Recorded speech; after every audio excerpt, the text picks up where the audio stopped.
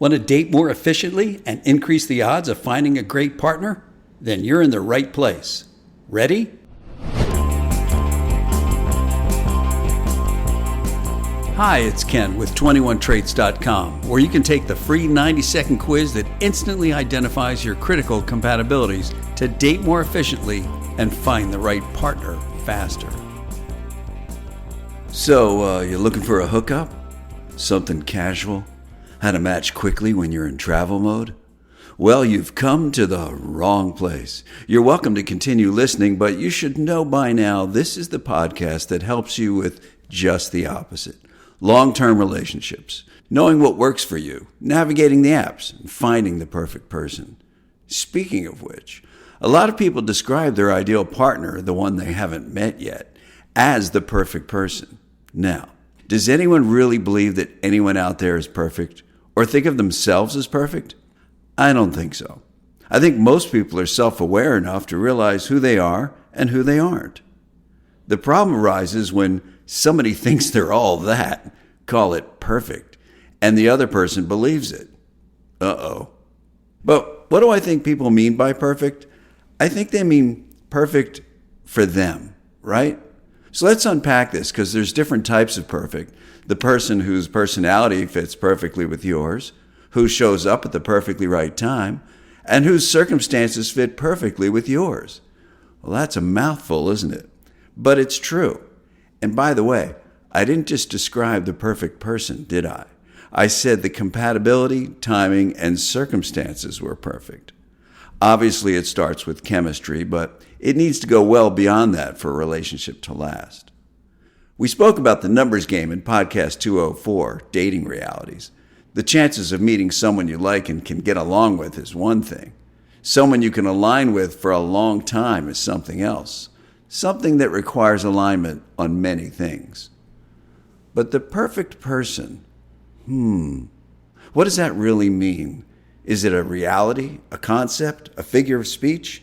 And how does it relate to connecting on dating apps, since that's how most of us meet people now? Well, before we answer these questions, I think it's worth a quick recap of how we do meet people now. Whatever your age, orientation, walk of life, you can still meet someone in person, but most people meet through an app, not a friend, a bar, or on the street, as I call it. It's easy to lose sight of how recent a development this is because apps have only been around for 10 years or so. That doesn't sound like all that long ago, but these days, it kind of is. If you're younger, apps are all you've known. If you're older, you're experienced, or if you're on the market for the first time, they're brand new. Consider this. Hinge started in 2011, Tinder in 2012, and Bumble in 2014. But here's why these apps were created in the first place. They work better than real life. Apps are faster, easier, save you time, offer more possibilities, circumvent geography. There's a never-ending supply. You can chat with multiple people at the same time, in less time and for less money, and you don't even have to leave your house. Hell, you don't even have to get out of bed. And here's the single most overlooked difference I don't hear anyone talking about. On apps, women reach out to men all the time. In person, that number is statistically insignificant. If you're a guy, it's entirely possible you've never been approached by a woman in real life, no matter how well you present yourself. This is an enormous difference, a game changer, really. We can get into the reasons for it, cultural and so on, but it doesn't matter. What matters is that it exponentially increases the number of possibilities for both men and women. Bottom line, apps are way more efficient. Sure, you meet more wrong people faster, but it's still a net positive trade-off. Do you really want to think of a place to go, get yourself all ready, go there, hope to meet someone, try to get a conversation going, exchange numbers, wait for a text, and so on, one person at a time? Sorry to say, and happy to say, it's no different than Amazon, Uber, Waze, Spotify, and other apps. They're all way more efficient and a better use of your precious time. Dating apps have become so popular that they've replaced meeting in real life to the point that apps are real life. This can make you crazy if you don't manage it right, particularly since most people are not going to be right for you. This doesn't mean you shouldn't talk to somebody when the opportunity presents itself. You most definitely should.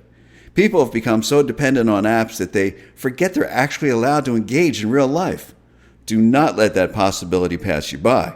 I mean, you don't even have to wait to see if they look like their pictures. You just did. Okay, so back to the perfect person. If we look at people we're considering dating, or someone we're in a relationship with, I think we can agree that nobody's perfect, that there is no perfect person. And I think, happily, that people have moved away from describing someone as perfect to he or she is perfect for me. I think we can agree that perfect is a concept, something we lightly pursue, not intend to find. But I can definitely get behind someone describing a person as perfect for them. What they're really saying is that compatibility, timing, and circumstances are in sync to a very high degree. But I'd like to take this clarification to another level. How about instead of looking for the perfect person, you look for the perfect partner? It's a not so subtle difference, looking for someone you're not just attracted to, but who you can partner with. Well, think about it. Marriage is a contract between two partners. The wedding ceremony talks about partnership as a bond of love and support. That's true and romantic. But the marital contract you sign actually makes you financial partners. It has nothing to do with love. Just ask anyone who's been through dissolving that kind of partnership. But even if you're not looking for marriage, our assumption on this podcast and at 21traits.com is that you're looking for a long-term relationship. Call it an emotional contract, predicated on finding the right partner. An emotional partnership of love, fun, caring, and support. Well, who doesn't want all that? Here again, we should be looking not for the perfect person, but for the perfect partner, where compatibility, timing, and circumstances are aligned. So what makes the perfect partner? It's different for everyone. It could even be different for you at different times in your life. But before you can find or choose them, you have to know yourself and what you're looking for, so you're able to recognize the right partner when they cross your path. As for compatibility, we cover it extensively in our podcasts and at 21traits.com, where I encourage you to take the free quiz that helps you instantly clarify your critical compatibilities. As for timing, you have little control over it, but you can attract or manifest it to some extent by being ready and paying attention. You should be able to recognize the right person at the right time. This also means being open, primed, and alert. And knowing yourself and what you want is fundamental to syncing up with the right partner. For example, if you're focused on a long-term committed relationship, marriage or otherwise, then that's what you should put out there.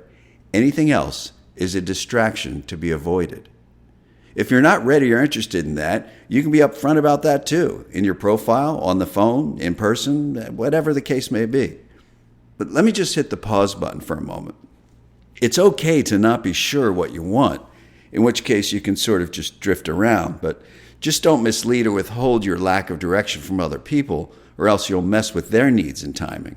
Karma plays a bigger role in dating than you think, and more broadly speaking, people who lie, mislead, withhold, any of that, it'll come back to haunt them, whatever the situation or intention it is they're hiding. So that's compatibility and timing. What about the third aspect of finding the right partner? Circumstances. This is perhaps the most challenging of the three to be in sync. You have little to no control over someone's situation. Sometimes you lack control over your own. But everyone's circumstances, call it the context of their life, can impact a relationship. Some things about a person or their life situation matter a lot. Some matter a little.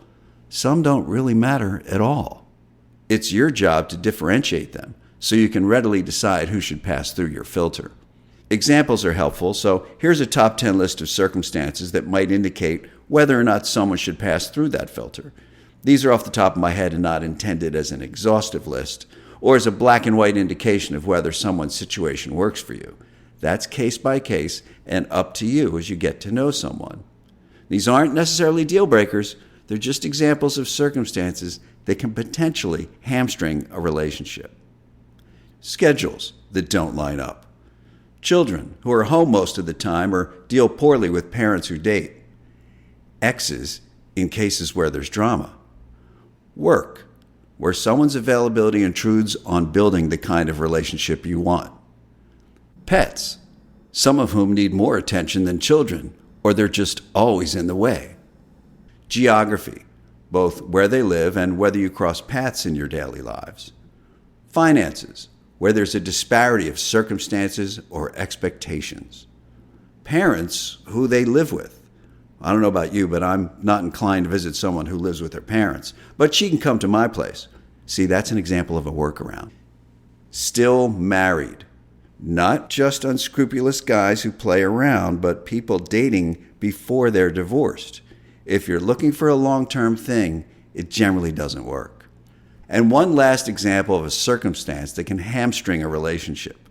Someone who's recently divorced, broken up, or new to dating, all of which typically impact readiness, uncertainty, and stability.